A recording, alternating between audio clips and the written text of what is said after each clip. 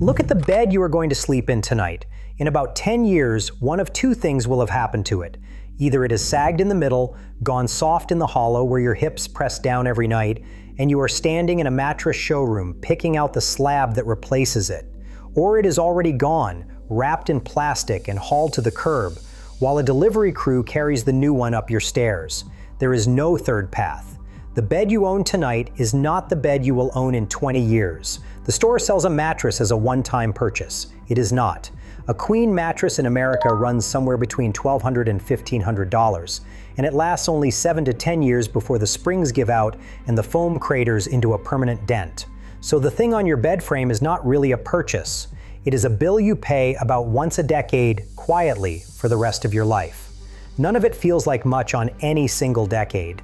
A new mattress every 10 years or so sounds almost reasonable. Spread that thin. And that is exactly how it gets you. The charge keeps coming back, and because the bills land 10 years apart, you never once sit down at the kitchen table and add them up. Then there is the second bill, the one no store prices at all. That mattress and its frame sit parked in the middle of a room 24 hours a day. A queen bed and box spring cover a rectangle of floor about 5 feet wide and nearly 7 feet long, and that rectangle is dead space from the moment you make it in the morning until you turn the covers down at night. The room can only ever be a bedroom. It cannot double as anything else because the bed is always there, holding the same square of floor whether it is 3 in the afternoon or 3 in the morning. You cannot slide it under anything. You cannot stand it in a closet. A mattress is the one bed you can never fold away. There is a country that looked at both of those bills and quietly refused to pay either one. In Japan, the ordinary bed for hundreds of years was not a frame and a spring mattress at all. It was a single cotton pad called a shikibuton, a floor futon only 3 to 4 inches thick, laid straight onto the floor of the room. A real all-cotton one costs about $150 to $200, and you buy it one time. So set the two of them side by side. On one hand, the bed you keep rebuying, the $1,200 mattress that softens, gets dragged to the curb, and owns a chunk of your floor the entire time it lasts. On the other, a flat cotton pad that costs about the price of one good dinner out, and, on the right care, can outlast every mattress you would ever have bought in that same stretch of years. And that phrase, the right care, is where I have to be honest with you, because this is the exact spot almost every American who tries a futon goes wrong. The futon asks one thing of you, one condition, one small rule the mattress never once demanded. Almost everyone breaks it inside the first month, wakes up to a problem they did not see coming, and quits, convinced the whole idea was a myth. Get that one rule wrong and the pad is ruined by the end of a single season. Get it right and it does what no mattress on the market can do. I will get to exactly what that rule is because it turns out to be the whole secret of the thing. But to understand why a folded cotton pad can beat a machine-built mattress, you have to know where it came from. Long before the box spring, people in Japan were already sleeping on the floor, and what they slept on before cotton is where this story really starts. Start with the MAT, because the futon did not begin as cotton at all. For most of Japan's history, there was no cotton anywhere near the bed. Before roughly the 15th or 16th century, an ordinary household slept on a mushiro, a thin mat woven from hemp or rice straw and laid flat on the bare floor. It was closer to a coarse woven rug than to anything you would call a mattress. You unrolled the straw mat at night, you lay down on it, and in the morning you rolled it back up. There was no frame and no springs, nothing but a layer of woven straw between your body and the wooden boards. Cotton changed that picture, and it changed it late. The soft, cotton-stuffed pad most of us picture when we hear the word futon did not take shape until the Edo period, the long stretch from 1603 to 1867. And when it first arrived, it was not the common person's bed. It was a luxury item. A thick cotton futon cost enough that, for generations, only the nobility and the samurai class actually slept on one. The farmer and the townsman were still down on the old straw mat, looking at a cotton bed the way you might look at something locked behind glass in a shop window. It took the rest of the 1800s and the Meiji years that followed for the cotton futon to filter down toward the ordinary home, and even then it reached many common households, only slowly. That timeline is worth sitting with, because it tells you what the futon actually is. A straw mat is what you sleep on when there is nothing else. A cotton futon was something Japan worked toward for generations. It took centuries to perfect, and it began as a bed only lords could afford. It is what the country arrived at after all those years on straw, a refined thing that started at the top of society and worked its way down, once cotton finally got cheap enough to reach the rest of the house. Someone kept improving this pad, decade after decade. Japan kept it, named it, and refined it into a whole system. And system is the right word, because the futon was never just the pad on the floor. It came with a daily rhythm built tightly around it. At night it was unrolled across the boards, and the room became a bedroom. In the morning, you did not leave the bed lying where you slept. You folded the cotton futon over on itself, carried it to a closet built for exactly that purpose, and slid it out of sight until nightfall. The same square floor that had been a bedroom at dawn was clear again by breakfast. Then there was the second habit, the one you can still watch happen in Japan today. On a clear, dry afternoon, the futons come back out of the closet and over the balcony railings. Whole rows of them hung along the sides of apartment buildings, soaking in the sun for a few hours before they are carried back inside by evening. It is not a chore someone invented last year. It is a ritual, done on a schedule, passed down through generation after generation of households. Nobody on earth does that to an inner spring mattress. None of this makes Japan the only place people ever slept low to the ground. Bedrolls, sleeping mats, and floor beds turn up all over the world, and plenty of families watching this grew up with a version of their own in another country under another name. What Japan did was different. Japan kept the floor bed when most of the world climbed up onto tall frames, and it built an entire daily routine around the simple act of putting the bed away and hanging it out in the light. But a daily routine is a strange thing to build around a bed. You air the thing out every clear day on a schedule, like laundry on a line. The question I did not think to actually ask for years was the obvious one. Why? Why would a flat cotton pad need to be hung in the sun over a railing when the sealed mattress on a Western frame just sits in one spot for 10 years and never asks for a thing? That question has an answer, and the answer is the entire reason a folded cotton pad can outlast a machine-built mattress. It is also the exact rule almost everyone who tries a futon gets wrong. That is where we go next. The answer starts with something your body does every single night, whether you think about it or not. You sweat. Even on a cool night, lying still under a blanket, a sleeping body gives off moisture for hours, and all of it has to go somewhere. On a Western bed, it sinks down into a sealed slab of foam or a caged block of springs, and it stays there. On a cotton futon, it has a way out. That is the whole trick, and it is the reason those rows of futons end up hanging in the sun. A shikibuton works because it breathes. The pad is firm and packed with cotton fiber, and cotton pulls moisture off your body through the night and holds it loosely, the way a bath towel does. Come the morning, the futon goes out into the dry air and the light, and over a couple of hours, all that moisture lifts back out of the fibers. The cotton dries. It fluffs back up. The pad you air out today is close to the pad you started with, night after night, year after year. And because it is firm cotton and not a spring system, it holds its shape flat on the floor without any machinery inside it at all.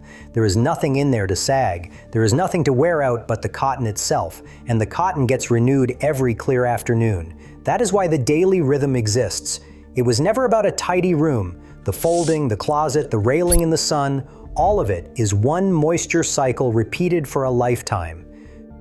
But here is the part almost nobody gets right, and it is the exact thing that makes people try a futon once and swear it off for good. You cannot lay it on a bare sealed floor. Put a cotton futon straight down on hardwood, on laminate, or on the concrete slab of an apartment, and you have built a trap. The moisture your body gives off all night sinks into the cotton, hits the sealed surface underneath, and has nowhere left to go.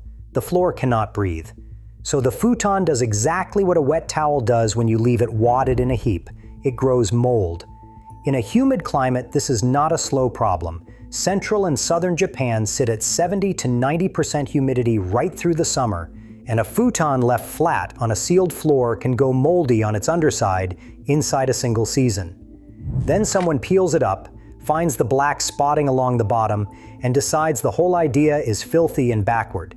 They blame the futon when the real trouble was the sealed floor underneath it. giving the damp nowhere to go. The traditional system solved this centuries ago, and it is simple. You never put the cotton directly against a sealed surface. You put a breathable layer between them.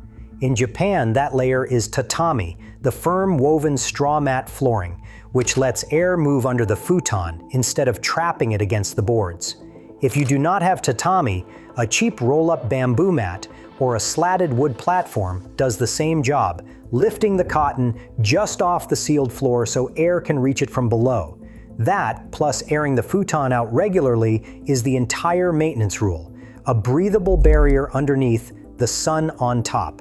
Miss either one in a wet climate and you get mold. Do both, and a cotton pad lasts for decades. And now the part that turns the whole thing over. Everyone files that daily airing under chores. The folding, the hauling out to the balcony rail, the glance at the sky for rain. It looks like the futon's one real weakness, the price you pay for going cheap. It is the opposite. The whole reason you can carry that pad off the floor is that folding is what lets you take it into the sun, and the sun is what keeps it alive. That airing is a maintenance a sealed mattress can never receive. A slab of foam or a block of springs cannot be carried out to a railing, hung in the light, or dried. It soaks up your body's moisture for its entire working life and holds every bit of it locked inside.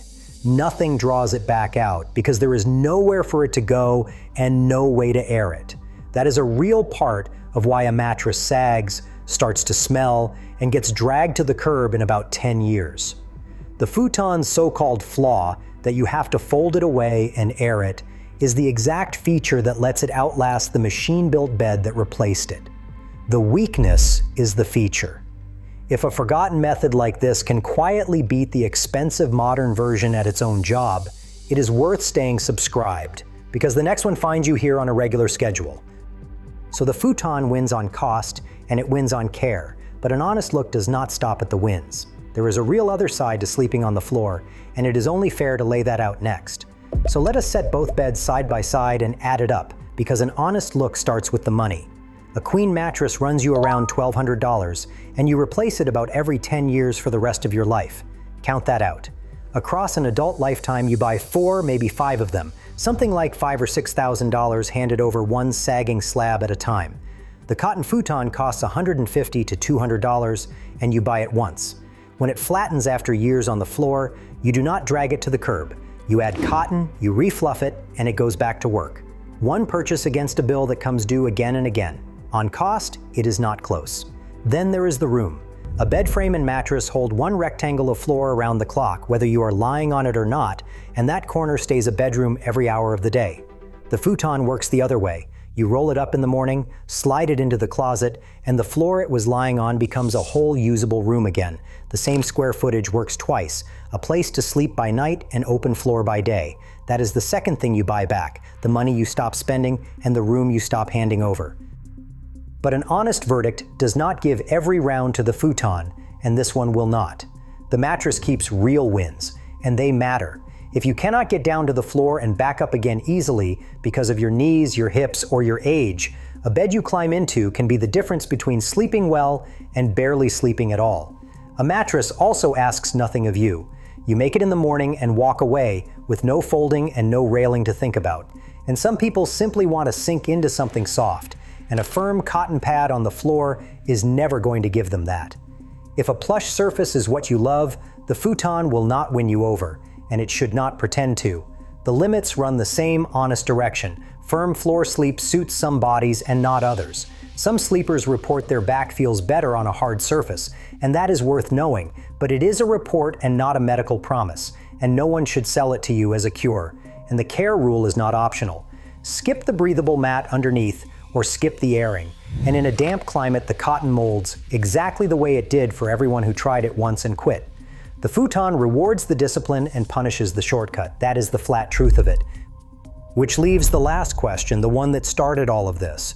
If a cotton pad can outlast a mattress for a fraction of the price, why is the mattress the bed you keep rebuying? There is no villain in a boardroom here.